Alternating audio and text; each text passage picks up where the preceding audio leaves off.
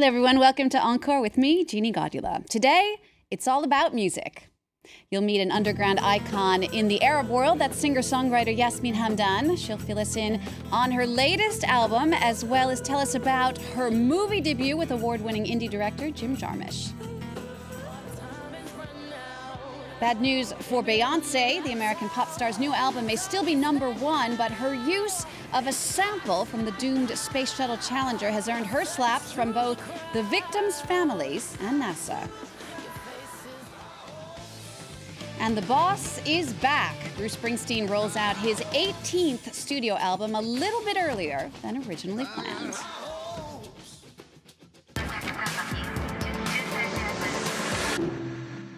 We're kicking off a new tradition today on Encore. From here on out, every Monday, we'll dedicate the whole show to music news from all over the world. And to fill us in on the very latest this week, I'm joined on the set by France 24 music editor Mariam Saab. Hi, Mariam. Hello, Jeannie. Great to have you with us. Great to be here with you today. Hello to everyone watching at home. So we'll start today's show with a Lebanese-born singer-songwriter named Yasmine Hamdan. Since she moved to Paris about 12 years ago, she's teamed up with several top artists, like Madonna's former producer Mirwais. Her first solo album, Yanas, is being released across the States this year. Plus, she's also just had her big screen debut. Yasmine, hello. Thanks for being with us. How are you? Great to have you here. Let's start right at the beginning, back in Beirut, where you were born. You broke through there in the 1990s with the group Soap Killer, which was the first indie electro band in the Middle East. The group was formed at the end of the Civil War that started the year after you were born and that ended when you were in your mid-teens. What kind of impact did that have on your music? Well, I think that the fact that I was in this kind of environment was very inspiring, but also very alienating. And it makes you reflect on humanity, death, wars, and art, and dreams. So I think it did influence indirectly also, because I was end of the 90s. I was a teenager, and I kind of felt an escape, or a place I was protected in. Music was for me the space where I could, project myself or dream or. Speaking of this escapism, you've mentioned before that the great Arab divas like Fayrouz and Kalthum were your childhood friends. They were your best friends, in fact. And one in particular was very close to your heart, and that was Asmahan. I don't know if you can hear a little bit of Asmahan coming through.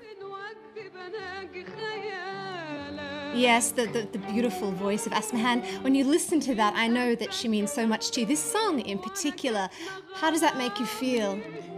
Well, I can say that Asmahan was the first Arab singer that I listened to, and it struck me when I listened to her, and I started to want to discover more about old Arabic music, because I was in and out Arabic music, Arabic culture. I was somehow because of the Civil War and the problems. I had a very scattered childhood. Yeah, and Arabic music in particular. I mean, you sing in Arabic, and that's something that you've very fiercely protected. And foreign ears might not realize this, but you actually sing in a number of different dialects, like Bedouin, Palestinian, Lebanese, Kuwaiti.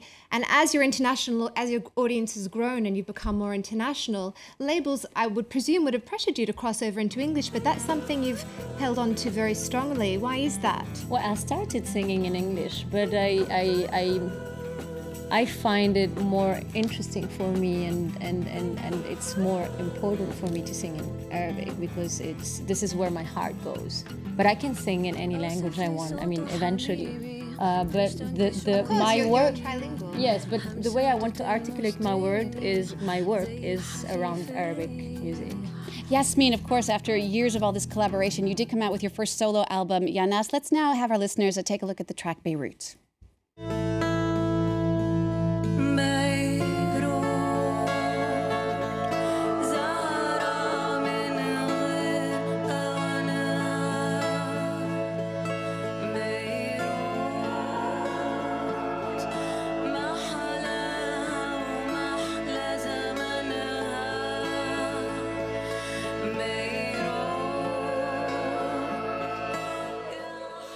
That's Beirut, performed by today's guest, Yasmine Hamdan, with lyrics by Lebanese poet Omar El Zeni. Yasmine, you also had a big news this year in that you made your big screen debut that was in a film by Jarmusch. Tell us about that experience, how you got on board with it, and what it was like being in that movie. Well, it was a really coincidence. I met him in a film festival, and I was performing there, and he after the performance, he came and talked to me and said that he had an idea for me for his next movie. So after a couple of years, they contacted me when they were ready to shoot the movie. So it's really a privilege for me and an honor to be part of this beautiful movie. And also it was very thrilling because I wrote the song for the movie after I read the scenario, and then I performed it live with a real public. So it was a very memorable experience. And you're going on tour with Jarmusch and his band actually this year to promote the film, aren't you? Yeah, Paris. They're doing some events, and in these events, because he did part his band, and Jim did part of the BO of the movie. And so all the bands and all the artists that participated to the music of the movie are performing in some events to promote the release of the album. So that's Paris and London, February, and across the United States in April. Yes. Yasmine, what's it like, just very briefly, we don't have a lot of time left, unfortunately, but we all know that sex and music go hand in hand. What's it like for you, as not only an Arab woman, but a woman, to integrate that into your music? Do you feel like there's some sort of disconnect between the fact that you're Arabic, your sexuality side, and how do you feel about that?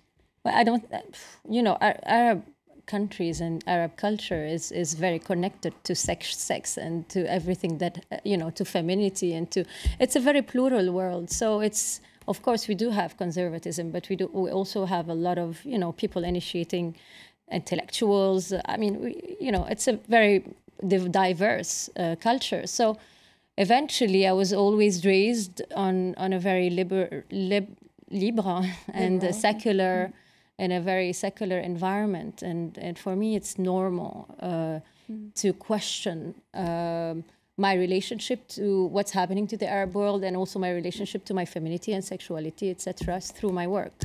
Thank you for that, Yasmine. Do stay with us. Miriam, let's take a look now at some other music news that's going on around the world. Let's start with the pop star Beyoncé, sexual woman herself, who's getting a bit on NASA's bad side this week. Yes, Beyoncé is actually #1 for the 3rd week in a row.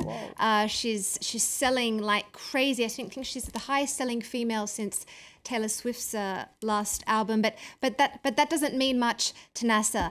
And the reason for all of this controversy is a 6-second audio clip at the beginning of EXO, which is a track which is the first single off of her most recently released self-titled album. Let's take a little listen at to the controversial clip. Very carefully at the situation. Obviously a major malfunction. Your love is bright as ever.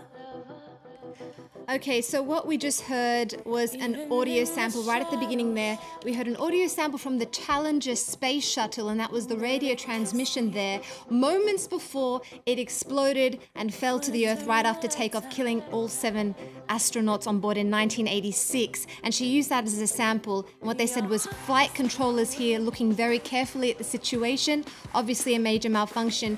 Beyoncé says it was a tribute, but you know what, I find that really hard to believe, given that the song has been marketed as a love song gone wrong, and the family are very, very upset, saying that it's insensitive to the extreme. NASA have even chimed in and said that Beyoncé shouldn't trivialize something as tragic as a failed space launch. So no, it's true. She's been really hit hard on that one. Mariam, let's move on now to another trailblazer that you have for us. Tell us about her.